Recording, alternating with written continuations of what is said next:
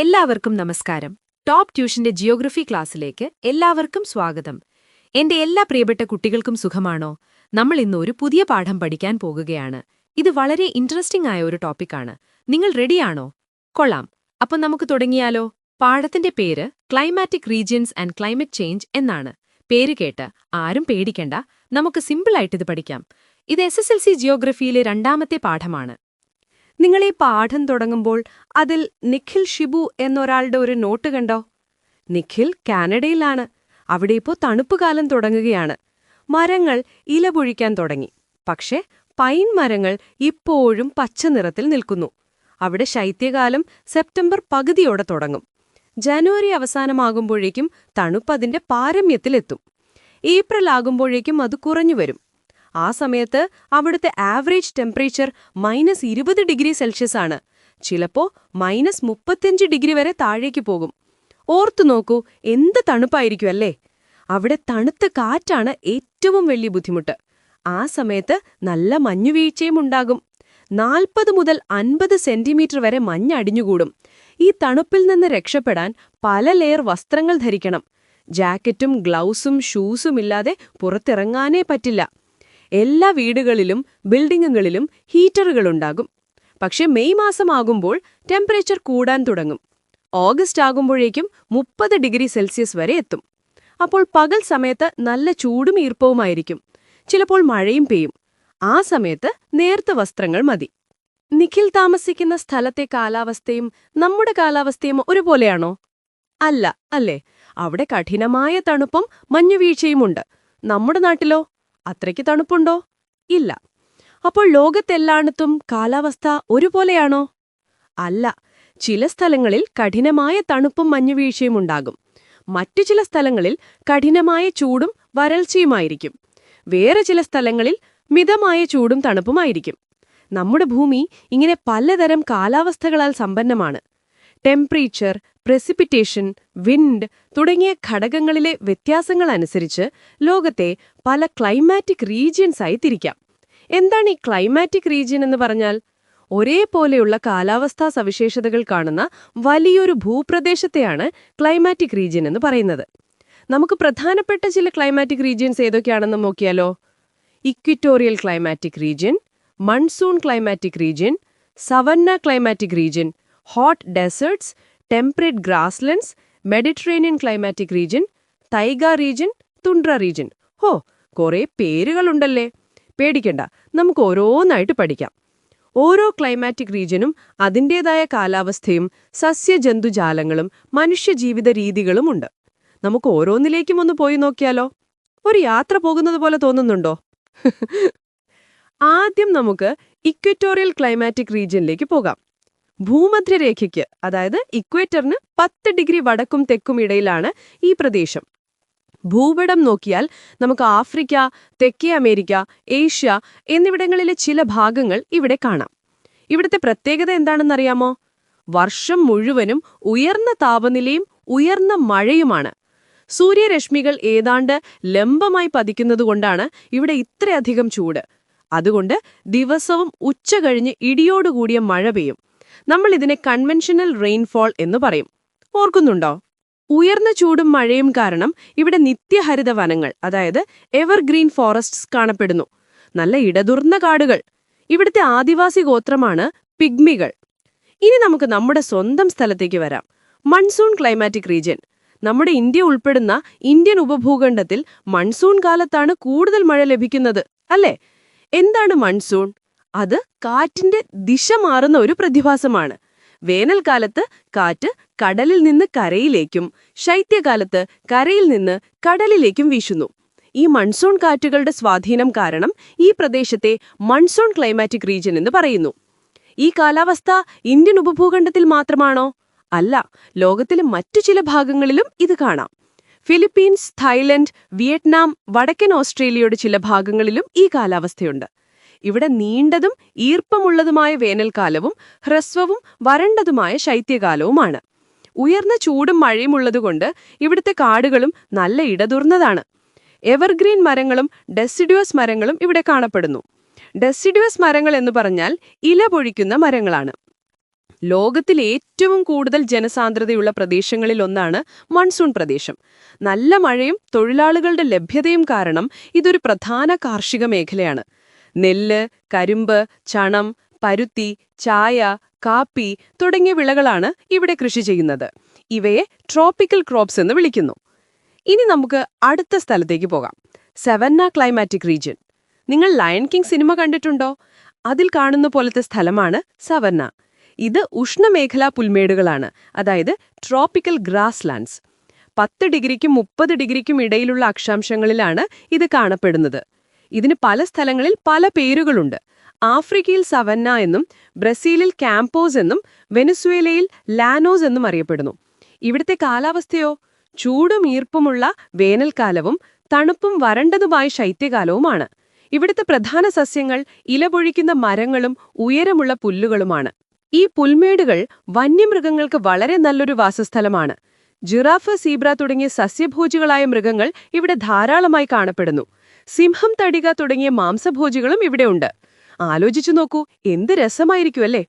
ഇവിടുത്തെ മണ്ണ് ഫലഭൂയിഷ്ഠമാണെങ്കിലും മഴ കുറവായതുകൊണ്ട് വെള്ളം കുറച്ചുമാത്രം ആവശ്യമുള്ള ഡ്രൈ ഫാമിംഗ് ആണ് ഇവിടെ ഉള്ളത്. കന്നുകാലി വളർത്തലും കൃഷിയുമാണ് ഇവിടുത്തെ ജനങ്ങളുടെ പ്രധാന ഉപജീവനമാർഗം. ആഫ്രിക്കൻ സവന്നയിലെ ഒരു ആദിവാസി ഗോത്രമാണ് മസായി. അവർ കന്നുകാലികളെ മേച്ചാണ് ജീവിക്കുന്നത്. ഇനി നമ്മൾ പോകുന്നത് ഭൂമിയിലെ ഏറ്റവും ചൂടുള്ള സ്ഥലങ്ങളിലേക്കാണ്. Hot deserts. ഉഷ്ണമേഖല പുൽമേടുകളുടെ അതേ അക്ഷാംശങ്ങളിൽ സ്ഥിതി ചെയ്യുന്ന എന്നാൽ വളരെ കുറഞ്ഞ മഴ ലഭിക്കുന്ന പ്രദേശങ്ങളാണിന്ന്. ഭൂപടം നോക്കിയാൽ ആഫ്രിക്കയിലെ സഹാറ, അറേബ്യൻ മരുഭൂമി, ഓസ്ട്രേലിയൻ മരുഭൂമി, തെക്കേ അമേരിക്കയിലെ അറ്റാക്കാമ, ആഫ്രിക്കയിലെ കലഹാരി തുടങ്ങിയവ കാണാം. ഭൂമിയിലെ ഏറ്റവും ചൂടേറിയ പ്രദേശങ്ങളാണിത്. സഹാറ മരുഭൂമിയിലെ അൽ അസീസിയിൽ രേഖപ്പെടുത്തിയ ഏറ്റവും ഉയർന്ന താപനില 58 ഡിഗ്രി സെൽഷ്യസ് ആണ്. ഹോ, നമുക്ക് ചിന്തിക്കാൻ പോലും പറ്റുന്നില്ല അല്ലേ? പകല് നല്ല ചൂടും രാത്രി നല്ല തണുപ്പുമായിരിക്കും. വാർഷിക മഴ 25 സെന്റിമീറ്ററിന് താഴെയാണ്. ചിലപ്പോൾ വർഷങ്ങളോളം മഴ പെയ്യാത്ത സ്ഥലങ്ങൾ പോലുമുണ്ട്. എന്തുകൊണ്ടാണ് ഈ മരുഭൂമികൾ ഭൂഖണ്ഡങ്ങളുടെ പടിഞ്ഞാറ് ഭാഗത്തായി കാണപ്പെടുന്നത്? ട്രേഡ് വിൻഡ്സ് കിഴക്ക് നിന്ന് പടിഞ്ഞാറോട്ട് വീശുന്തോറും അതിലെ ഈർപ്പം നഷ്ടപ്പെട്ട് കാറ്റ് വരണ്ടതായി മാറുന്നു. അങ്ങനെയാണ് പടിഞ്ഞാറൻ തീരങ്ങൾ വരണ്ടുപോകുന്നത്. കള്ളിച്ചെടി, കുറ്റിച്ചെടികൾ, ഈന്തപ്പഴ തുടങ്ങിയ ചെടികളാണ് ഇവിടെ കാണുന്നത്. വെള്ളം കിട്ടുന്ന സ്ഥലങ്ങളെ ഒയാസിസ് എന്ന് പറയുന്നു. പ്രതികൂല കാലാവസ്ഥ കാരണം ഇവിടെ ജനസംഖ്യ വളരെ കുറവാണ്. ആഫ്രിക്കൻ മരുഭൂമിയിലെ ബുഷ്മെൻ ഇവിടുത്തെ ഒരു ഗോത്രവർഗമാണ്. എന്നാൽ സാമ്പത്തികമായി മൂല്യമുള്ള ധാതുക്കളുടെ സാന്നിധ്യം മരുഭൂമികളിൽ മനുഷ്യവാസം പ്രോത്സാഹിപ്പിക്കുന്നുണ്ട്. ഓസ്ട്രേലിയയിലെ സ്വർണ്ണഖനനവും ആഫ്രിക്കയിലെ അറേബ്യൻ മരുഭൂമികളിൽ പെട്രോളിയം കണ്ടെത്തിയതും ഈ പ്രദേശങ്ങളുടെ മുഖച്ഛായ തന്നെ മാറ്റിമറിച്ചു. സൗദി അറേബ്യയിലെ റിയാദ് നഗരം അതിനുദാഹരണമാണ്. കൊള്ളാമല്ലേ? പിന്നെ നമ്മുടെ ഈ ടോപ്പ് ട്യൂഷൻ സെന്ററിൽ ചെറിയ ബാച്ച് സൈസിലാണ് ഹൈസ്കൂൾ ബാച്ചുകളുള്ളത്. അപ്പോൾ നല്ല മാർക്ക് വേണമെന്നുണ്ടോ? എങ്കിൽ എത്രയും പെട്ടെന്ന് ഞങ്ങളുടെ ഫേസ് ടു ഫേസ് ക്ലാസ്സിൽ ജോയിൻ ചെയ്യുകയോ അല്ലെങ്കിൽ യൂട്യൂബ് ക്ലാസ്സസ് ഉപയോഗിക്കുകയോ ചെയ്യുക. ഇനി നമ്മൾ ടെമ്പറേറ്റ് സോണിലുള്ള സ്ഥലങ്ങളെക്കുറിച്ചാണ് പഠിക്കാൻ പോകുന്നത്. നമ്മുടെ അടുത്ത സ്റ്റോപ്പ് മെഡിറ്ററേനിയൻ ക്ലൈമാറ്റിക് റീജിയനാണ്. മെഡിറ്ററേനിയൻ കടലിന് ചുറ്റുമുള്ള പ്രദേശങ്ങളാണിത്. ഭൂപടത്തിൽ യൂറോപ്പ്, ആഫ്രിക്ക, ഏഷ്യ എന്നീ വൻകരകൾക്കിടയിൽ ഇത് കാണാം. ഇവിടുത്തെ കാലാവസ്ഥ വളരെ യുണീക്കാണ്. എന്താണെന്നോ? വരണ്ട വേനൽക്കാലവും ഈർപ്പമുള്ള മഴയുള്ള ശൈത്യകാലവുമാണ്. സാധാരണ എല്ലായിടത്തും വേനൽക്കാലത്തല്ലേ മഴ പെയ്യുന്നത്. പക്ഷേ ഇവിടെ ശൈത്യകാലത്താണ് മഴ. അത്ഭുതമല്ലേ? വേനൽക്കാലത്ത് ഏകദേശം 20-25 ഡിഗ്രി സെൽഷ്യസ് ചൂടുണ്ടാകും. ശൈത്യകാലത്ത് മഴ പെയ്യുന്നത് അവിടുത്തെ വിളകൾക്ക് വളരെ നല്ലതാണ്. മെഡിറ്ററേനിയൻ കടലിന്റെ തീരങ്ങൾ കൂടാതെ 30-നും 45-നും ഇടയിൽ അക്ഷാംശങ്ങളിലുള്ള മറ്റു ചില പ്രദേശങ്ങളിലും ഇതേ കാലാവസ്ഥ അനുഭവപ്പെടുന്നുണ്ട്. കാലിഫോർണിയ, സെൻട്രൽ ചിലി, ദക്ഷിണാഫ്രിക്കയുടെ തെക്ക് പടിഞ്ഞാറൻ ഭാഗം, ഓസ്ട്രേലിയയുടെ ചില ഭാഗങ്ങൾ എന്നിവിടങ്ങളിലും ഈ കാലാവസ്ഥയുണ്ട്. കുറഞ്ഞ മഴ കാരണം ഇവിടെ വലിയ കാടുകളൊന്നുമില്ല. ഓക്ക്, പൈൻ, ഫിർ തുടങ്ങിയ മരങ്ങളും കുറ്റിച്ചെടികളുമാണ് ഇവിടെ കാണുന്നത്. പഴങ്ങളും പച്ചക്കറികളുമാണ് ഇവിടുത്തെ പ്രധാന ഉൽപ്പന്നങ്ങൾ. ലോകത്തിലെ ഏറ്റവും വലിയ വൈൻ ഉൽപ്പാദകരാണ് മെഡിറ്ററേനിയൻ രാജ്യങ്ങൾ. ഓറഞ്ച്, നാരങ്ങ തുടങ്ങിയ സിട്രസ് പഴങ്ങളുടെ കയറ്റുമതിയുടെ 70% ഈ രാജ്യങ്ങളിൽ നിന്നാണ്. കൊള്ളാമല്ലേ? ഇനി നമ്മൾ പോകുന്നത് പുൽമേടുകളിലേക്കാണ്. Temperate grasslands. ഭൂഖണ്ഡങ്ങളുടെ ഉൾഭാഗത്തായി സ്ഥിതി ചെയ്യുന്ന മിതശീതോഷ്ണ പുൽമേടുകളാണിത്. 40-നും 50-നും ഇടയിൽ അക്ഷാംശങ്ങളിൽ കാണപ്പെടുന്നു. ഇതിനും പല സ്ഥലങ്ങളിൽ പല പേരുകളുണ്ട്. വടക്കേ അമേരിക്കയിൽ പ്രയറീസ്, യൂറേഷ്യയിൽ സ്റ്റെപ്പുകൾ, തെക്കേ അമേരിക്കയിൽ പാമ്പാസ്, ദക്ഷിണാഫ്രിക്കയുടെ വെൽഡ്, ഓസ്ട്രേലിയയുടെ ഡൗൺസ് എന്നിങ്ങനെ. ഹോ, എന്തൊക്കെ പേരുകളാണ്! ഇവിടത്തെ കാലാവസ്ഥയുടെ പ്രത്യേകത ഹ്രസ്വമായ വേനൽക്കാലവും നീണ്ട ശൈത്യകാലവുമാണ്. മഴ കുറവായതിനാൽ മരങ്ങൾ കുറവാണ്, പുല്ലുകളാണ് കൂടുതൽ. ഇത് കന്നുകാലികളെ മയിക്കാൻ പറ്റിയ സ്ഥലമായതുകൊണ്ട് ഇവിടത്തെ നിവാസികളിൽ ഭൂരിഭാഗവും ഇടയന്മാരായിരുന്നു. എന്നാൽ ഇന്ന് ഈ പുൽമേടുകൾ വലിയ കൃഷിയിടങ്ങളായി മാറിയിട്ടുണ്ട്. വടക്കേ അമേരിക്കയിലെ പ്രേറീസിനെ ലോകത്തിന്റെ ധാന്യപ്പുര എന്നാണ് വിളിക്കുന്നത്. എന്തുകൊണ്ടാണെന്നറിയാമോ? അവിടെ ധാരാളമായി ഗോതമ്പ് കൃഷി ചെയ്യുന്നു. മിതമായ താപനിലയും മഴയും ഫലഭൂയിഷ്ഠമായ മണ്ണും ഗോതമ്പ് കൃഷിക്ക് വളരെ അനുയോജ്യമാണ്. അതുകൊണ്ടാണ് പ്രേറീസിന് ആ പേര് കിട്ടിയത്. ഇൻട്രസ്റ്റിംഗ് അല്ലേ? ഇനി നമുക്ക് കുറച്ചുകൂടി തണുപ്പുള്ള സ്ഥലത്തേക്ക് പോകാം. ടൈഗ റീജൻ. ഇത് വടക്കൻ അർദ്ധഗോളത്തിൽ അഥവാ നോർത്തേൺ ഹെമിസ്ഫിയറിൽ 55-നും 70-നും ഇടയിൽ അക്ഷാംശങ്ങളിൽ സ്ഥിതി ചെയ്യുന്ന ഒരു തണുത്ത പ്രദേശമാണ്. തെക്കൻ അർദ്ധഗോളത്തിൽ അഥവാ സദേൺ ഹെമിസ്ഫിയറിൽ ഈ പ്രദേശമില്ല, കാരണം അവിടെ അത്രയധികം കരഭാഗമില്ല. ഇവിടെയും ഹ്രസ്വമായ വേനൽക്കാലവും നീണ്ട ശൈത്യകാലവുമാണ്. വേനൽക്കാലത്ത് 15-20 ഡിഗ്രി ചൂടുണ്ടാകുമ്പോൾ ശൈത്യകാലത്ത് അത് -13 മുതൽ -25 ഡിഗ്രി വരെ താഴും. ശൈത്യകാലത്ത് മഴ പെയ്യുന്നത് മഞ്ഞായിട്ടാണ്. ഈ പ്രദേശം കൊണിഫറസ് മരങ്ങളാൽ നിറഞ്ഞിരിക്കുന്നു, അതായത് സൂചി പോലുള്ള ഇലകളുള്ള പൈൻ, ഫിർ, സ്പ്രൂസ് തുടങ്ങിയ മരങ്ങൾ. റഷ്യൻ ഭാഷയിൽ ടൈഗ എന്ന വാക്കിന്റെ അർത്ഥം കൊണിഫറസ് ട്രീസ് എന്നാണ്. അതുകൊണ്ടാണ് ഈ പ്രദേശത്തിന് ഈ പേര് വന്നത്. കഠിനമായ കാലാവസ്ഥ കാരണം ഇവിടെ കൃഷി വളരെ കുറവാണ്. മരം വെട്ടലാണ് ഇവിടത്തെ പ്രധാന സാമ്പത്തിക പ്രവർത്തനം. ഇനി നമ്മുടെ യാത്രയുടെ അവസാന സ്റ്റോപ്പാണ് ഏറ്റവും തണുപ്പുള്ള ഇടം, ടുൻഡ്ര റീജൻ. ഇത് ആർട്ടിക് സർക്കിളിന് വടക്ക് അലാസ്ക, കാനഡ, ഗ്രീൻലാൻഡ്, യൂറോപ്പിന്റെയും ഏഷ്യയുടെയും ആർട്ടിക് തീരങ്ങൾ എന്നിവിടങ്ങളിൽ വ്യാപിച്ചുകിടക്കുന്ന അതിശൈത്യമേഖലയാണ്. ഇവിടെ ശൈത്യകാലത്തെ താപനില -25 മുതൽ -40 ഡിഗ്രി വരെയാണ്. വേനൽക്കാലത്ത് താപനില 10 ഡിഗ്രി വരെ ഉയരും. മഴ പ്രധാനമായും മഞ്ഞുവീഴ്ചയുടെ രൂപത്തിലാണ്. ഈ കഠിനമായ കാലാവസ്ഥയിൽ വളരെ കുറച്ച് സസ്യങ്ങൾക്ക് മാത്രമേ അതിജീവിക്കാൻ കഴിയൂ. വളരെ ചെറിയ വേനൽക്കാലത്ത് മാത്രം വളരുന്ന ചെറിയ കുറ്റിച്ചെടികളും മോസുകളുമാണ് ഇവിടത്തെ പ്രധാന സസ്യങ്ങൾ. ഇവിടത്തെ തദ്ദേശീയരായ എസ്കിമോ, ലാപ്പുകൾ തുടങ്ങിയ ആളുകൾ ഒരു അർദ്ധനാടോടി ജീവിതമാണ് നയിക്കുന്നത്. അങ്ങനെ നമ്മൾ ലോകത്തിലെ പലതരം കാലാവസ്ഥ പ്രദേശങ്ങളിലൂടെ ഒരു യാത്ര നടത്തി, അല്ലേ? രസകരമായിരുന്നോ? ഓരോ സ്ഥലത്തും ഓരോ തരം കാലാവസ്ഥ, സസ്യങ്ങൾ, മൃഗങ്ങൾ, ജീവിതരീതികൾ. എന്നാൽ ഇപ്പോൾ ലോകമൊരു വലിയ പ്രശ്നം നേരിട്ടുകൊണ്ടിരിക്കുന്നു. അതാണ് ക്ലൈമറ്റ് ചേഞ്ച് അഥവാ കാലാവസ്ഥാ വ്യതിയാനം. എന്താണിത്? മനുഷ്യന്റെ പ്രവർത്തനങ്ങൾ കൊണ്ടോ പ്രകൃതിപരമായ കാരണങ്ങൾ കൊണ്ടോ കാലാവസ്ഥയിൽ ദീർഘകാലത്തേക്കുണ്ടാകുന്ന മാറ്റമാണിത്. ഈ മാറ്റം ചിലപ്പോൾ ഒരു പ്രദേശത്തെയോ അല്ലെങ്കിൽ ലോകത്തെ മുഴുവനോ ബാധിക്കാം. ഈ പ്രശ്നത്തിന്റെ ഗൗരവം ലോകത്തെ അറിയിക്കാൻ 2 രാജ്യങ്ങൾ ചെയ്ത ഒരു കാര്യം ഈ പുസ്തകത്തിലുണ്ട്. നേപ്പാൾ ലോകത്തിലെ ഏറ്റവും ഉയരം കൂടിയ സ്ഥലമായ എവറസ്റ്റ് കൊടുമുടിയിൽ ഒരു ക്യാബിനറ്റ് മീറ്റിംഗ് നടത്തി. അതേസമയം സമുദ്രനിരപ്പിൽ നിന്ന് വെറും 1.5 മീറ്റർ മാത്രം ഉയരമുള്ള മാലദ്വീപ് എന്ന രാജ്യം കടലിന്റെ അടിയിൽ ഒരു ക്യാബിനറ്റ് മീറ്റിംഗ് നടത്തി. എന്തിനാണെന്നറിയാമോ? കാലാവസ്ഥ വ്യതിയാനം തങ്ങളെ എത്രമാത്രം മോശമായി ബാധിക്കുന്നുവെന്ന് ലോകത്തെ കാണിക്കാൻ. ആഗോളതാപനം കാരണം ഹിമാലയത്തിലെ മഞ്ഞുമലകൾ ഉരുകുകയാണ്, സമുദ്രനിരപ്പ് ഉയരുകയാണ്. മാലദ്വീപ് പോലുള്ള രാജ്യങ്ങൾ വെള്ളത്തിനടിയിലാകാൻ സാധ്യതയുണ്ട്. പേടി തോന്നുന്നുണ്ടോ? എന്തുകൊണ്ടാണ് ഈ കാലാവസ്ഥ വ്യതിയാനം സംഭവിക്കുന്നത്? ഇതിന് പ്രകൃതിപരമായ കാരണങ്ങളും മനുഷ്യനിർമ്മിത കാരണങ്ങളുമുണ്ട്. അഗ്നിപർവ്വത സ്ഫോടനങ്ങൾ പ്രകൃതിപരമായ കാരണമാണ്. എന്നാൽ വനനശീകരണം, എണ്ണഖനനം, വ്യവസായികലനം തുടങ്ങിയവ മനുഷ്യൻ ചെയ്യുന്ന തെറ്റുകളാണ്.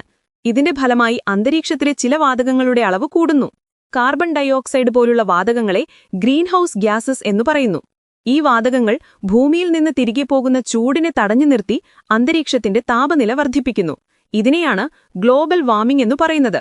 ഫോസിൽ ഇന്ധനങ്ങൾ കത്തിക്കുന്നത്, ഫാക്ടറികളിൽ നിന്നുള്ള പുക, മാലിന്യങ്ങൾ എന്നിവയെല്ലാം ഈ വാതകങ്ങൾ കൂടാൻ കാരണമാകുന്നു. ഈ പ്രശ്നം പരിഹരിക്കാൻ ലോകരാജ്യങ്ങൾ ഒരുമിച്ച് ശ്രമിക്കുന്നുണ്ട്. ക്യോട്ടോ പ്രോട്ടോക്കോൾ, പാരീസ് ഉടമ്പടി എന്നിവയെല്ലാം അതിന്റെ ഭാഗമാണ്. കാലാവസ്ഥ വ്യതിയാനം കാരണം വീടും ഉപജീവനമാർഗവും നഷ്ടപ്പെട്ട് മറ്റു സ്ഥലങ്ങളിലേക്ക് കുടിയേറാൻ നിർബന്ധിക്കപ്പെടുന്ന ആളുകളുണ്ട്. അവരെ ക്ലൈമറ്റ് റെഫ്യൂജീസ് എന്ന് വിളിക്കുന്നു. ഇത് വളരെ സങ്കടകരമായ ഒരു അവസ്ഥയാണ്. അപ്പോൾ നമ്മൾ എന്തു ചെയ്യണം? നമ്മളാൽ കഴിയുന്ന കാര്യങ്ങൾ ചെയ്യണം. മരങ്ങൾ നടണം, ഊർജം പാഴാക്കരുത്, പ്ലാസ്റ്റിക് ഉപയോഗം കുറയ്ക്കണം.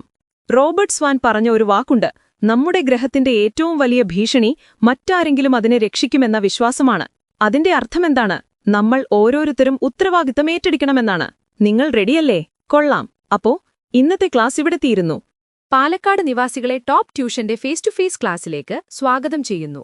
കൂടുതൽ അറിയുവാൻ 800 6066 3635 എന്ന നമ്പറിലേക്ക് വിളിക്കുക. എല്ലാവരും നന്നായി പഠിക്കണം. അടുത്ത ക്ലാസ്സിൽ കാണാം. ബൈ.